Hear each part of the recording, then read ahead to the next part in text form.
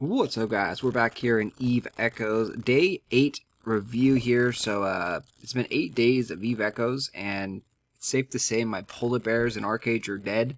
I have not logged into Arcade for over 8 days. I think about it every so often. I'm like, Eve Echoes. So the very first day review was very, very, very bad. Like, day 1 is terrible in this game. There's very steep learning curve, but the thing is, the game is very basic and very simple, yet it's deeply complex at the same time.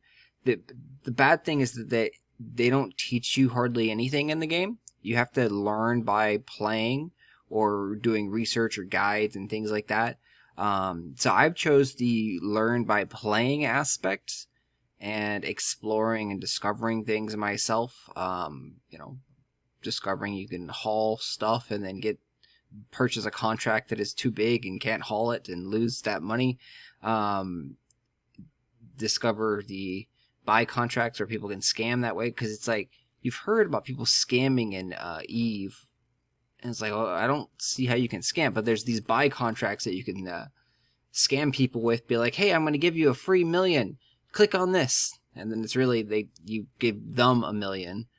And so forth. Like, I haven't fallen for that scam, but it was just like very interesting to see these scams pop up, and you're like, oh, okay, so that's how you scam. Obviously, the original scam is be like, hey, I'll craft something for you, and then take all the mats and then run away with it. You know, a guild bank, a guild leader, or something like that, and then just screwing over everybody else after they've donated tons and tons of money. That's a very, very generic scam. But, yeah, so, like, it's funny. This game, Eve Echoes, is kind of like a hybrid of, like, all the other MMORPGs that are coming out, like Crowfall. Crowfall uses the passive skill training, which I extremely dislike in this game. I don't think it's as bad in Crowfall. I haven't checked out the crafting stuff yet, so we'll have to see how it gets gated, but like the time gating on the ships unlocking, the skills, like there's no skills really in this that is unlocked, but just like the ships that get unlocked. And then the equipment that you can equip is really just infuriating. I don't think it was that one. Let me pause for a second. I gotta figure out where I gotta go. Alright, we're back. So, it's like I said, it's like a lot of other games, Arcade, Crowfall, Ashes of Creation even. They all have the same design philosophy of risk versus reward. And then Crowfall has this passive skill training. Ashes of Creation is doing nodes. So think of all these hubs as nodes, and they're requiring you to trade goods, run goods, between the locations, because there's no global auction house. So Arcade has something kind of similar with their trade back system, but they have an auction house that's global. So it's a very interesting dynamic in this game. Like I said, it's all these 3 MMOs that I've been playing or waiting for, kind of put together in a space format. Alright, we need to go there. But yeah, like, they don't teach you anything in this game. So garbage, the tutorial and like the information. You literally have to click around to find out what the heck the things are. So right now we're going to this location, Zirit. If you click on this, you can see the map of how you're going to get there. And there's 2 different ways to get there. There's the preferred safer route, or if you click on that little icon, you can go prefer less safe route. And you would think the less safe route would be quicker. But look at this. It jumps it up to 57 jumps instead of 22 jumps. And you can see the crazy zigzags that it does. Like, what in the hell is the game trying to do? Like, draw a fucking straight line and go to the location. Like, why are you zigzagging all over here? Especially for this one, it's like zigzag, zig, zig, zig, zig, and then we get down to the very bottom, and we're like, no, we're not going to go straight down to where we want to go. We're going to go left, and then we're going to go up, and then we're going to go left down, and then we're going to go right and make a big giant loop, and then we're going to go down. Like, what the frick? So stupid. Oh, God, now I got to change it back. Even with the safe route is saying we're going straight down, but instead of going straight down, we're going to take a detour to the left and just go to the left for no freaking reason, and then we're going to recall back, and then we're going to go down. Like, what in the hell is the game trying to do? Like, you're wasting 2 jumps, 2 moves to go left, or left, right, back to where you started. Like, oh my God. They don't tell you about any of this stuff. Like I said, you literally click on things. You can also see the locations. If you click on the map, and you can see where you're going and all the locations. You can also right slide to the left, and then you can click avoid. Like if you don't want to go to this specific location because you know it's like being camped or something, or you know that there's too much congestion. So like there's a location called like Jita in this game that has too many people. It's like the main trade hub, and there's always 1,000 people, which is the cap for a zone. So like you literally cannot get into that zone. So you have to kind of put that as a block list so you don't stop your ship on a path and just sit there and do nothing. Because your like ship's an idiot and doesn't want to go around. They're like, I'm going to Jita. Jita's closed. I'm going to Jita. Jita's closed. I'm going to Jita. Jita's closed. And so then it just sits there and it's like, doesn't even try to go through. It just sits there and stops your move, and you're like, okay, I'm just chilling here in front of Jita because I can't get in and I can't go around. Like, ay, so stupid. So you definitely have to put things on avoid. For that reason, there's specifically Jita right now is the only one that is capped always. We'll see. The cool thing with this is too that it's one giant world and everyone plays together. So this is, they said 200,000 concurrent players can play together is the cap. We probably have like 100,000 players playing all at the same time, because literally you see in this zone there is 412 people. In Jita there's always 1,000, and then all the sub zones around Jita there's always like 500 people in each little zone trying to get into Jita. And then you go to just far out in the middle of nowhere, and there will be like 5 people, 6 people, and you'll be like, whoa, like you're in the middle of nowhere, like Timbuktu, and there's still 6 people out here like farming stuff. So there's just tons and tons of players, which is cool. And it's always active because it's global. So no matter what time of day you're trying to play or trying to like sneak something by, there's always going to be someone around because it's always peak time in some country. Like right now you can see it's 2:30 a.m. for me. I like playing late nights. Like that's kind of like my thing. I enjoy this. But that it's like kind of like my prime time is like this. But for like, I think it's European countries, this is their legit like prime time, or like Asian countries, there's legit like prime time for them. So like you'll see a lot of Asian people or European people around. But yeah, so like the game is very basic. If you kill spaceships, you collect the loot, and then you sell the loot or use the loot to get stronger, and you train your skills up via time, via the passive skill training, and you're just trying to make a lot of money. There's literally no end game to this from what I understand. So like the end game is getting a bigger ship and just being like, I'm a boss, I have a big ship. But the big ship can die to little ships. Like it's not, yes, they are more powerful, but there's certain like rock, paper, scissors in the game. Like the big ships, I guess, can't hit the little ships. Like the little ships are too fast. And so the little ships can run circles around the big ships, I guess. And so, like, you can have this giant battle cruiser, and it can't hit the little frigate, the little, like, ant ship. And the ant ship will eventually kill the battle cruiser if the guy doesn't run away. There's just a lot of interesting things like that. Even though the battleship will have, like, 6 attack slots, and the little ship will have, like, 2. It will take the little ship forever to kill the big ship, but I guess it can happen. I mean, it's an interesting system. Like, that definitely there is pay to win. You know, like, you can spend real money to get ships, and the bigger ships are generally more powerful. The ships are also locked behind time gate, which means if you want a stronger version of your ship, you have to have played the game for 6 months or a year or 2 years to unlock the stronger version of your ship. So we'll show you here. So we're in the no, we're not in the freebie thing. We upgraded to the stronger version of this ship. This is a tier 5 ship. It's a cruiser. They gave you, for being a subscriber to the game, the Caracal Trainer. And you can see here, this is what they gave you. I think it was day 6. And so you're like, okay, cool. Stats are nice.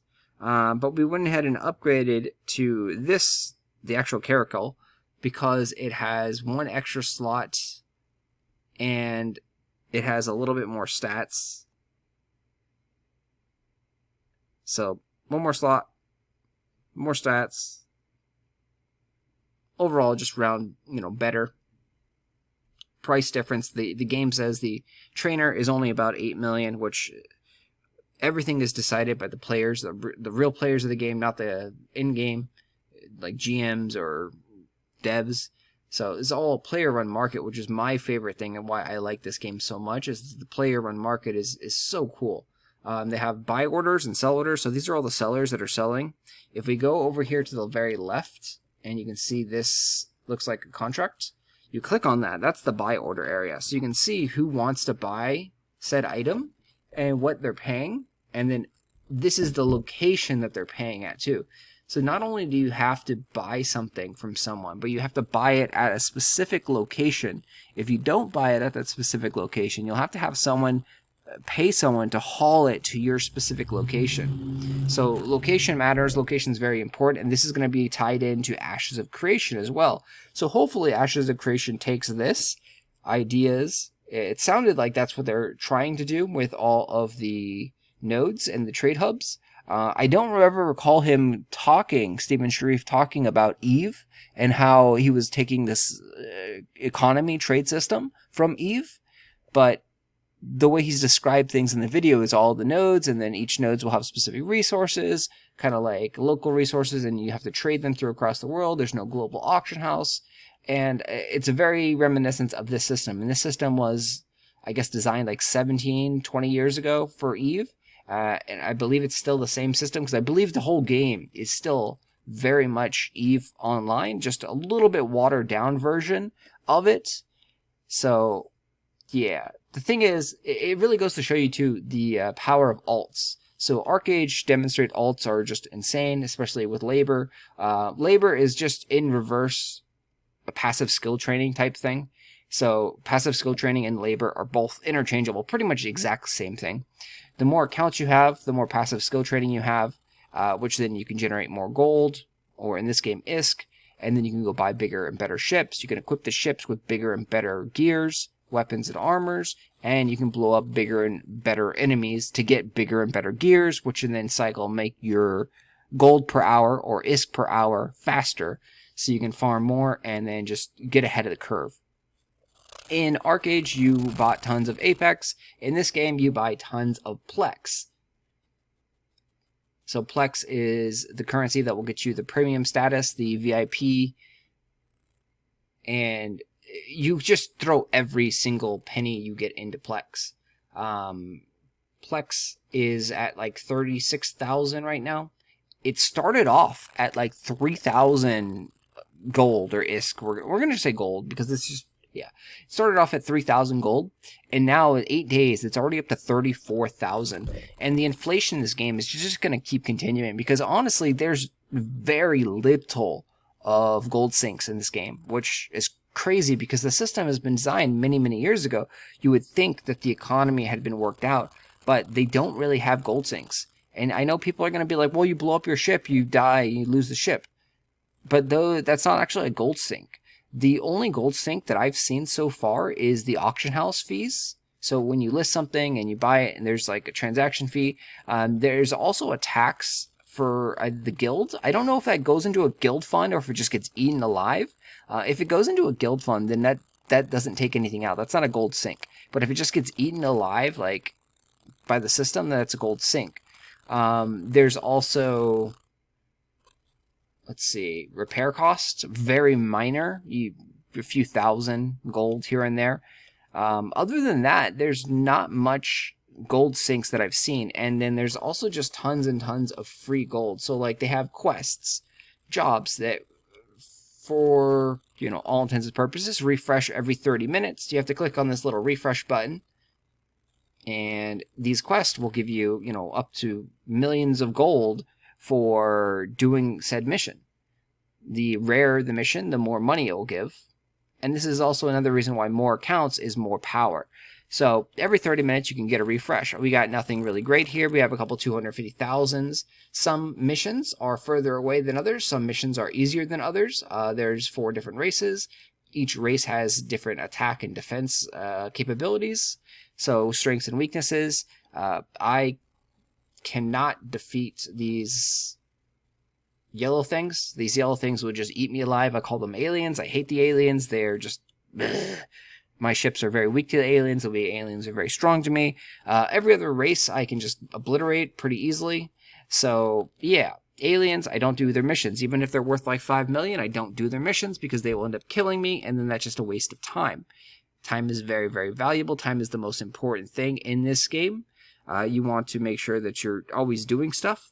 The next most important thing is having multiple accounts so that you can bypass these crazy systems that the game has. The one is the questing system where you have to reroll every 30 minutes. Well, if you have 10 accounts, you get 10 rerolls every 30 minutes, and one of your accounts is going to have a good quest that you want to do. You then go ahead and party up with that account and send off your guys together, and then have your one main account that is really strong kill all the mobs, and then collect the reward on the account that had the quest. You can then transfer the money over to any account that you want via contract. You do have to be a subscriber for that, but you're going to be buying the Plex and then converting it into the subscription status because you get a lot of perks for being a subscriber to the game. You get, like I said, the free ship that was worth 3 million or 4 million gold. So like that was a day 6 reward. You got a lot of other free rewards like skill points and such.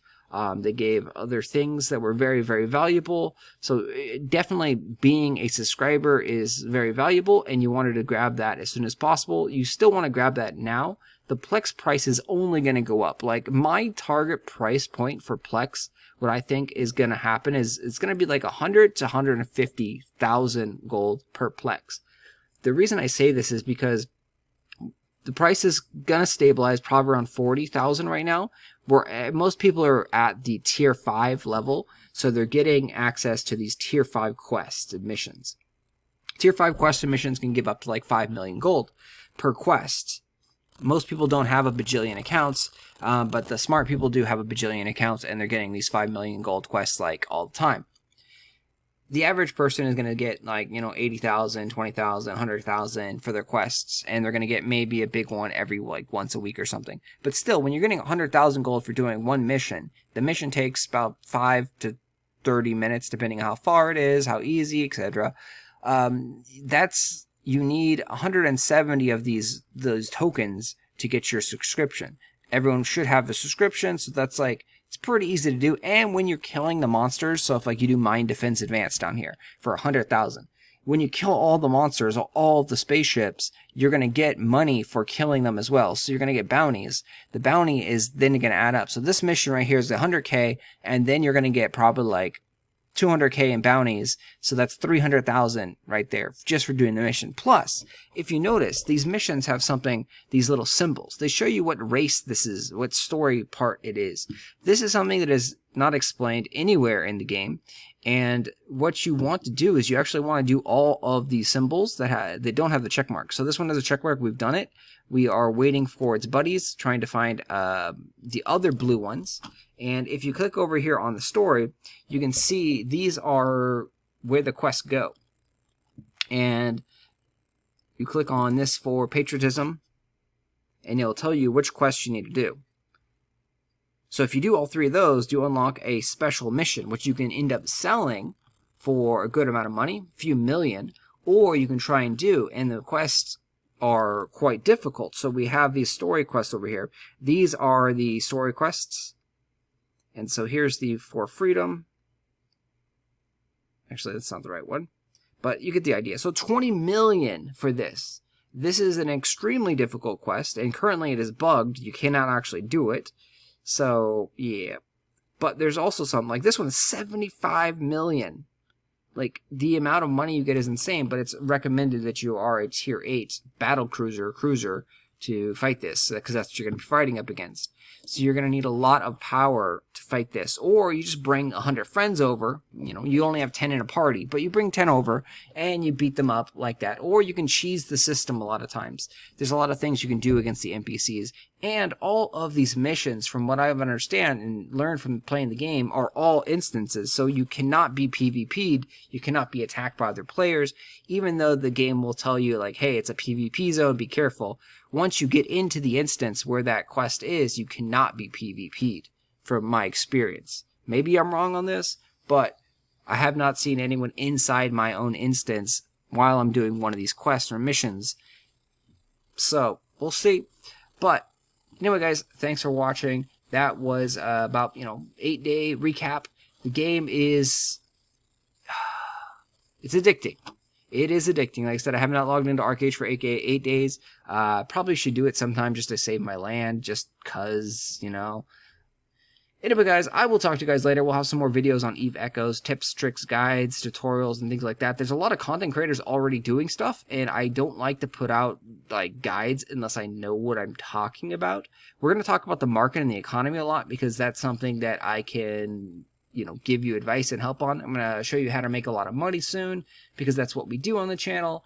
And yeah, I will talk to you guys later. But biggest thing, make sure you're investing all of your gold, your ISK into the Plex, because it will be going up.